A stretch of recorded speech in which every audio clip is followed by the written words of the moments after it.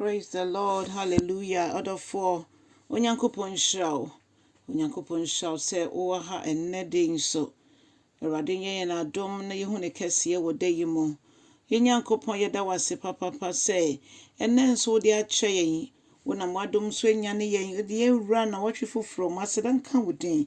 Empo sanka kanka ka wori ye egusu twa bosum etoso nsia.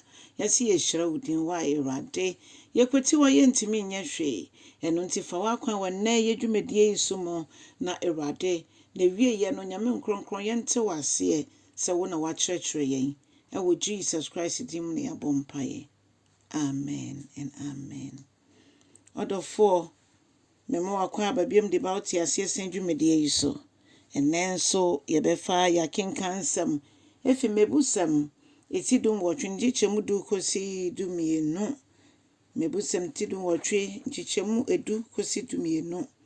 Ose Awurade wudin ene ya bandenten na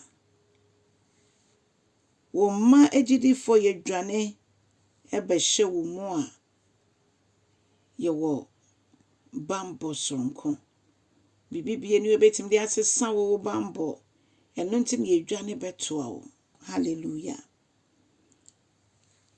Ahonyafo de omo de omo hoto omo ahonya so se eno ena ebo omo ho ban se eno ena ye abandindi etwa omo ho ahia ma me no nyina bedi adanse se enya asase so sika anadwete ena etumi ebo nipa ho ban edi ne sie kosi se Kristo beba Onyankopon kwan mu bibibie ni wade ye rehye mu a ewa asase so a empro ana enwu ni nyina bewu ebetwem akọ nanso Onyankopon ye yabandenden ne de onsatchada ono oye nyame prekope brofo bekasa his God by himself.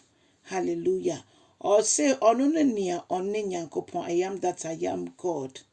Ehunte ehune Nyankopon ehuna bobrim Nyankopon ehune nyankwa Nyankopon obiammo wo Nyankopon se nyame ne nya na ye Nyankopon yetimi dwane kotoa no obi biara ne obetimi age yen efri ne nsem.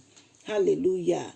Nia wa ahonyade a onfa ne ho to Kristo so no de na adwen be ne se na ahonyade no ena ebo no ho ban na nso entesa empo alarm mpo wo sete na alarm ne bebo na wo nkwan ni wo mu a obede na wasori adom ne nti se wo sete alarm na sorry o se wo nsete alarm o Onyankopon ne nyane yen no nyane yen a edi adanse se wabo ye ho ban efifidi sumfo ne fidie mu odofo ne de kyerse ye de yemfa ye ho nto ye ahonyade eso ye de ye ho to atiasefo Nyankopon asafo Awurade eso na o say ahomaso ne ahantan edi oseye nimu ahomaso ne ahantan no eje nipa ko oseye mu eno nti se obi hu ne ho so nam sa kwan so na hu se ne wieye eye oseye Onyankopon pese ye dane fi sa akwan no so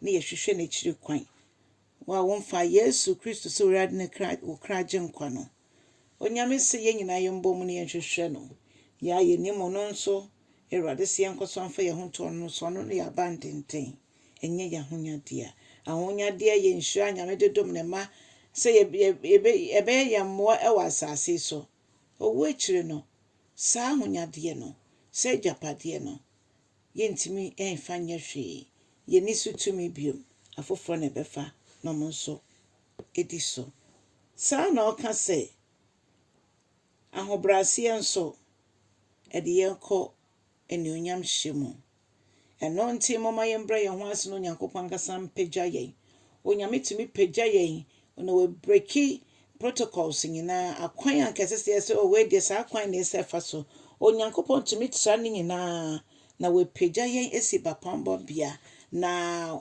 wa hye ni onyam empo o hye ni onyam no no oyi ye pie nso ewo nipa nso anim se ne ebenya ni onyam ewo nipa enim nso Onyankopon a ye de ye ho ato no so no yenyame anani wo ye nso ya na monto bia anani wo so o say enumampo amo empam enua nya hwe no odwene omo ho emam de ombedie ndi obenum empa he ɛna ne mma yɛde yɛn ho ato no so no ɔnyɛ yakoma so ahwɛdeɛ mfɛ ma yɛn.